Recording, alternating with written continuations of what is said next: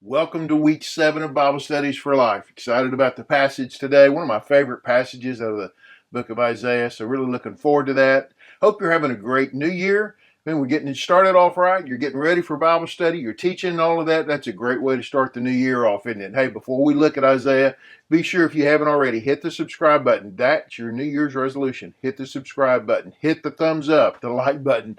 There you go. And also, if you want to share the video with somebody, we'd love it if you do that. If you've got any questions or comments or just want to tell us where you're watching from, put that in the comments below. Okay, let's look at Isaiah chapter 40. I think a great passage for us today.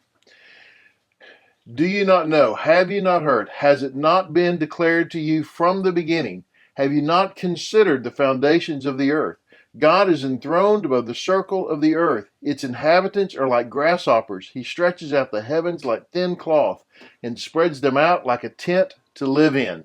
Okay, one of the things that we pick up on here as we're going into Isaiah is that there has been a change in tone. Isaiah is a hard book for the people who are hearing him preach, because he's talking to the people who are in rebellion and who are in exile. They're headed into exile. They're in exile. It's hard, and there is a feeling of defeat. And sometimes when we get ourselves in trouble, we blame God for it. And sometimes when we get ourselves in trouble, we ask, where is God? Why did he let this? And really, it's us who did it to ourselves. Well, that's certainly what's happened with the Israelites. They've done things to themselves and gotten themselves in trouble, and the Lord's going to discipline them for that. But then there's also this promise that comes. And we can feel like we're in a place that is hopeless, and we're in a place where we just can't get through, and there's no way we'll ever survive this. And this is where we come at Isaiah 40. There's a turn in the book, and God begins to talk through Isaiah to the people about the future and about hope for them. And so part of this is understanding who the Lord is, who God is, and what God will do. So don't you know, haven't you heard? Haven't you heard about him? Right? Hasn't it been declared? Of course it's been declared to you, right? Haven't you considered the foundations of the earth? Have you considered how all this started? God is enthroned above the circle of the earth. Its inhabitants are like grasshoppers. God is enthroned. Man, what a promise, right? God is enthroned, and we are like grasshoppers. It's, you're flying in the plane and you look out the window and you see the cars going as you're coming into the city or whatever. And by the time you can see the cars in the streets, you're already pretty low. You're nowhere near the 40,000 feet you were flying when you were coming in, when you couldn't see anything except the ground kind of generally. But now you can see things. The Lord is so high, we're just tiny to him, right? And he stretches out the heavens like thin cloth, that he has a place above us that we need to recognize. And this is a point of hope for us, not a point of, it is a point of awe, and it is a point of fear, but it's also hope. The Lord is sovereign over all of this and has this in control. He reduces princes to nothing and makes judges of the earth like a wasteland. They are barely planted and barely sown. Their stem hardly takes root in the ground, and when he blows on them and they wither, and a whirlwind carries them away like stubble. Look, we don't last long, and their fear of the government and what's happening there, the judges and these people in authority. Don't fret. The Lord is over all of this, right? He says they don't last long. They're barely planted, barely sown. They barely take root in the ground, and then he blows on them and they're gone, right? The wind carries them away like stubble. They're just not here. And sometimes the things that we fear are, in essence, temporal. It's temporary. And so the magnificence of God should help us understand the temporary nature of man, but also help us to change our viewpoint.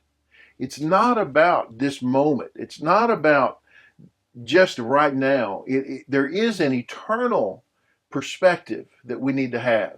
Henry Blackaby talks about it. I think it's where I really caught hold of that in his experiencing God, when he talks about getting God's perspective on what's happening.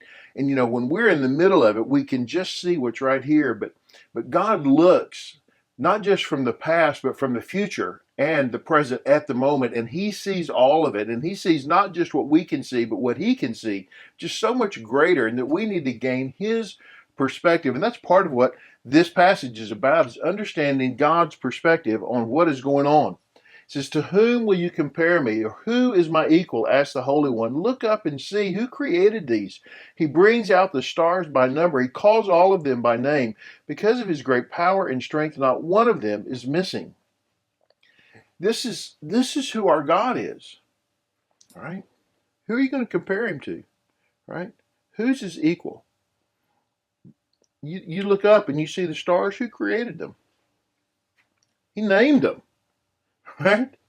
This is who our God is.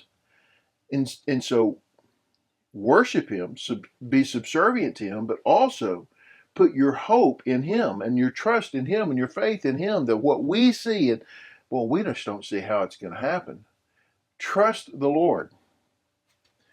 So Jacob, why do you say, in Israel, why do you assert, "My way is hidden from the Lord, and my claim is ignored by my God"? Do you not know? Have you not heard?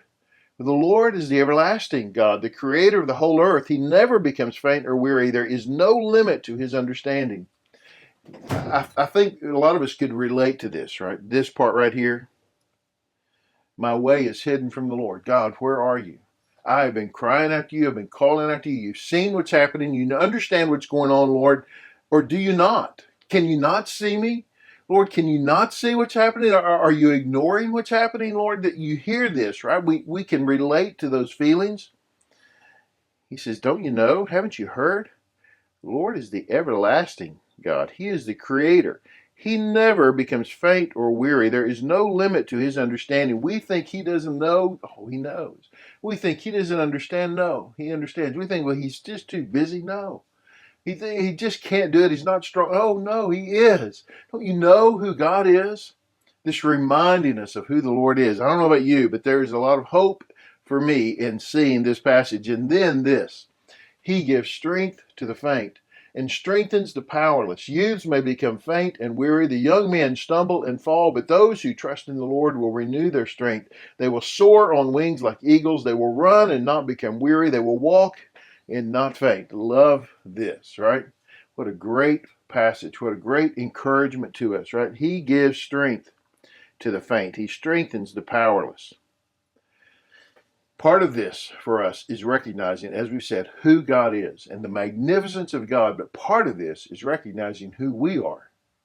This is us. We're the faint here, right? We are the powerless. That's who we are. We are the weary. That's who we are. We're the ones who stumble and we fall. That's us right there, right?